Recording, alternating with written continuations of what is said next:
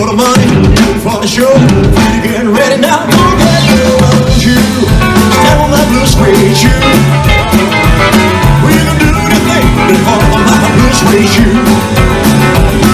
You can burn my house, steal my car, take my liquor from the fruit jar. Do the thing that you wanna do, but I'm only holding my shoe. Why don't you step on my blue suede shoes?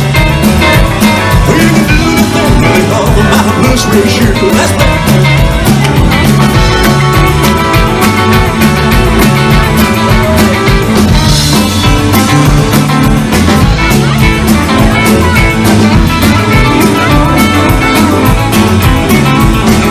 One for the money, two for the show. You get ready now, go get rolling.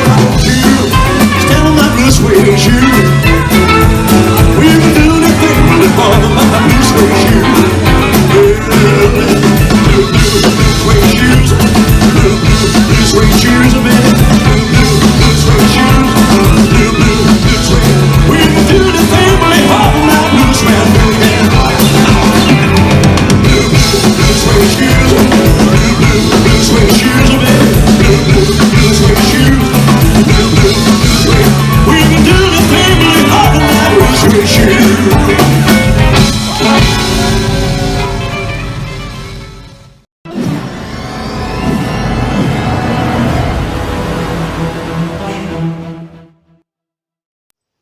E aí galera, beleza?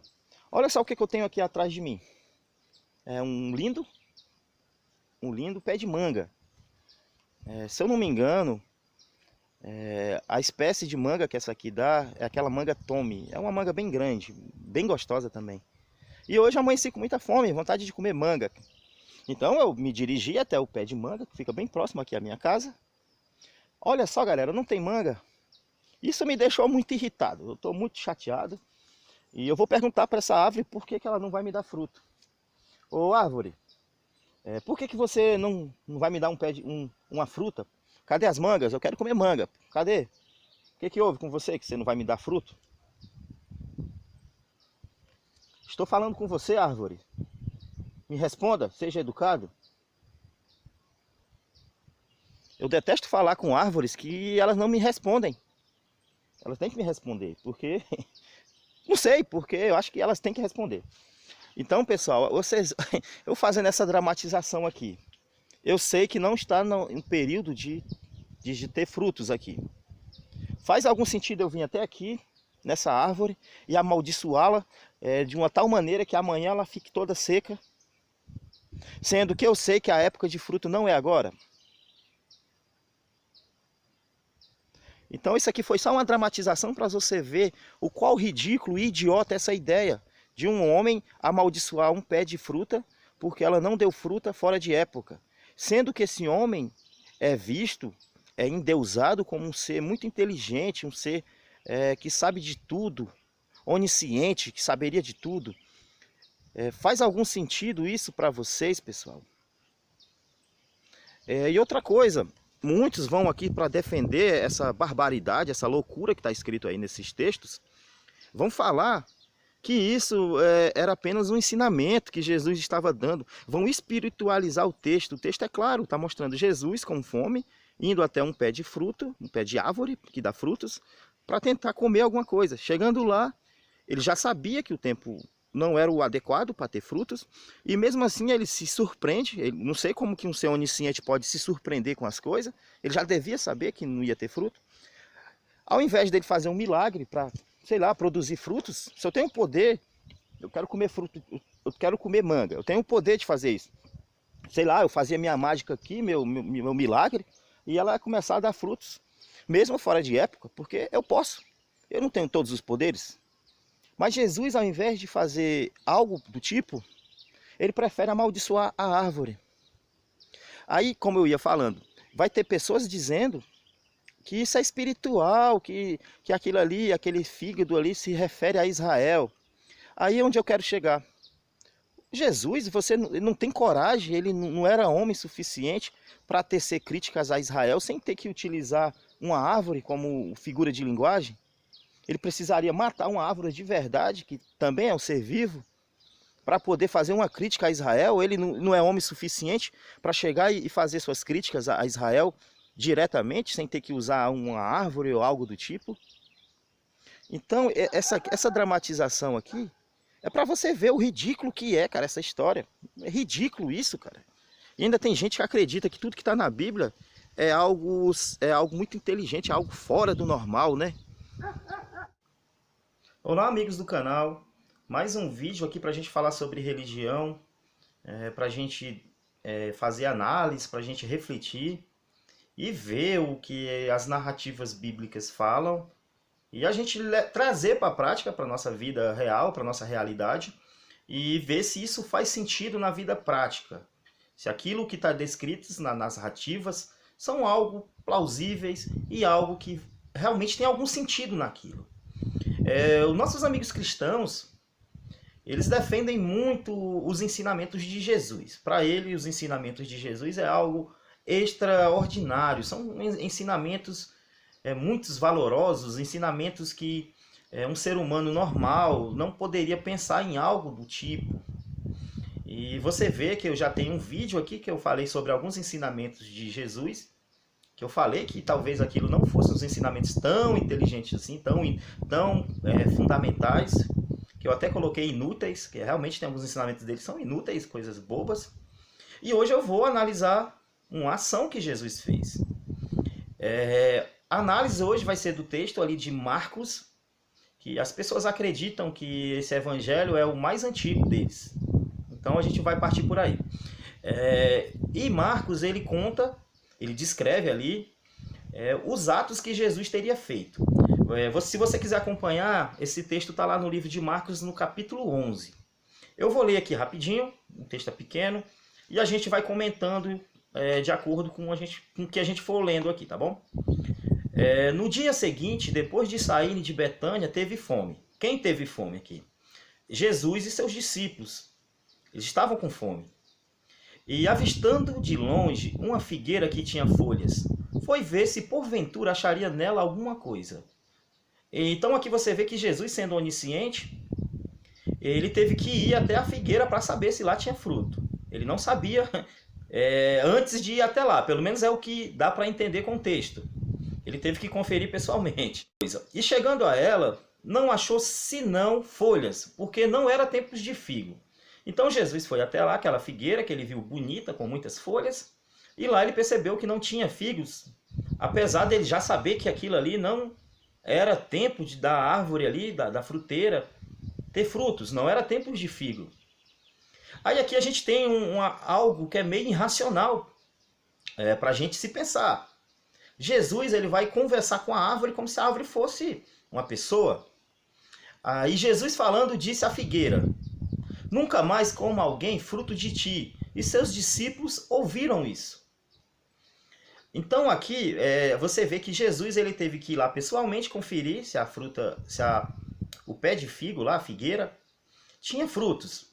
Chegando lá ele viu por conta própria, claro, ele chegou lá e conferiu na prática que não tinha frutos. Porque não era tempo de frutos. E o que Jesus fez aqui? Ele amaldiçoou a árvore. Isso seria um ensinamento de um ser muito evoluído, de um ser que não tem nenhuma inteligência que se aproxime dessa inteligência de Jesus? É um questionamento para se fazer. E continuando com o texto, né? Então eles foram para Jerusalém. Lá Jesus se revolta lá com uns vendedores que estavam lá no templo, vendendo mercadorias.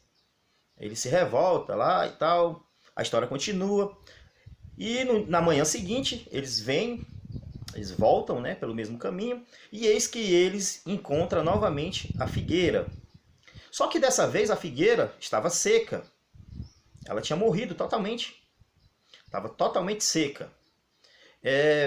Aí Pedro, que era um discípulo lá de Jesus, ele lembrou, né? Lembrou-se, nossa, e essa figueira foi a que você amaldiçoou, mestre. Aí o que Jesus diz para ele? Tenhas fé em Deus. Aí aqui Jesus começa a prometer coisas que são irracionais, coisas que a gente não consegue ver na prática, né? Aí Jesus diz, eu vou ler aqui o texto, que é pequeno, Em verdade vos digo que qualquer que disser a este monte, erga-te e lança-te no mar, e não duvidar em seu coração, mas crê que se fará aquilo que diz, assim lhe será feito.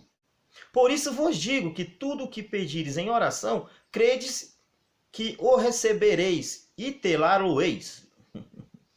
Então aqui você vê que Jesus, para ser um ser muito inteligente, ele amaldiçoou uma árvore porque ela não deu fruto no tempo que não era para dar frutos. A gente tem textos aqui em Levíticos que fica claro que o próprio Deus que criou tudo, que é Ele mesmo, que é o Pai dele, que é Ele mesmo, que é o mesmo Espírito Santo, Ele diz que dará chuvas a seu tempo e que as fruteiras, as árvores, as plantações também dariam frutos a seu tempo. Então aqui Jesus ele esquece isso. Quando ele faz esse tipo de coisa, quando ele amaldiçoa uma árvore, ele esqueceu tudo o que ele já tinha falado no Velho Testamento. Vocês sabem que todas essas narrativas do Evangelho, elas têm muitas contradições entre elas. Já no livro de Mateus, no capítulo 21, você vai ver que o próprio Mateus ele está falando a mesma história, ele está contando a mesma história com a ótica dele, porém aqui ele omite uma informação fundamental. Ele não diz que a figueira não deu fruto porque estava fora da época de frutos. Eu vou ler aqui o texto, que também é pequeno, e a gente vai ver aqui mais umas contradições. Ora, de manhã, ao voltar à cidade, teve fome. Quem teve fome aqui de novo? Jesus e os discípulos. E, avistando uma figueira à beira do caminho, dela se aproximou e não achou nela senão folhas, somente, e disse-lhe, nunca mais nasça frutos de ti. E a figueira secou imediatamente. Então aqui a gente já está vendo que nesse texto tem a contradição que Mateus, acho que eles perceberam o absurdo que é a primeira narrativa de Marcos, que Jesus amaldiçoou uma figueira por não dar frutos fora de época, e aqui eles tentaram amenizar o absurdo. Ele não falou que a fruteira aqui, no caso a figueira, não estava no período de dar frutos. Ele omitiu essa informação que é fundamental aqui no texto. E também ele acrescentou que a figueira ela secou imediatamente. Já no outro texto, ela só teria secado, pelo menos dá a entender que só no outro dia, que foi a época que eles perceberam, que no caso Pedro percebeu que tinha secado. Não foi nada imediatamente. Então você vê que os textos aqui, eles entram em conflito entre eles mesmos. Além de não fazer nenhum sentido, um ser inteligente, um ser que é transcendente, um ser que é tudo, amaldiçoar um fruto por isso. Sendo que o mais lógico aqui seria que Jesus, que está com fome, quando ele avistasse a figueira de longe, ele já saberia que a figueira não teria fruto, e chegando lá, ele faria um milagre. Qual seria esse milagre? Ele poderia ordená-la ali, que a figueira desse frutos, e não só figo, já que ele tem muito poder, ordena, figueira, em meu nome, em nome de Deus, que sou eu mesmo, eu ordeno que você me dê aqui todos os tipos de frutas. Dê aqui uma banana, uma melancia, um tomate. Eu sei que não tem nada a ver uma coisa com a outra, mas é milagre. Milagre não precisa ser coerente, milagre tem que ser algo fora do normal. Ele poderia pedir para a figueira dar ali se ele come carne lá, uma picanha maturada ali na brasa ali. Pô, milagre, ele não tem o poder de fazer tudo. Mas ao invés disso, ele prefere amaldiçoar a pobre árvore. E vamos continuar aqui com a análise. A gente também vai analisar também a passagem de Lucas. E vamos ver o que Lucas tem a falar. Então, pessoal, aqui eu já mostrei para vocês a passagem de Marcos, também a passagem de Mateus, e também tem uma passagem aqui, que é a de Lucas, que aqui Jesus estaria narrando uma parábola. Você vê que aqui, essa mesma história, ela é totalmente mudada. Ao invés de ser algo que ocorreu, algo real, que teria ocorrido. Claro que a gente sabe que a Bíblia não tem nada de real, tudo é uma grande mentira. Mas eles pegaram aquela passagem que tinha pessoas reais, discípulos, Jesus, e eles transformaram em uma parábola, algo mais uma figura de linguagem, mais um ensinamento de parábola, algo que não teria ocorrido, mas que os ensinamentos seriam fundamentais. Então, pessoal, essa passagem aqui de Lucas e Mateus, fica claro um ato irracional feito por um ser divino.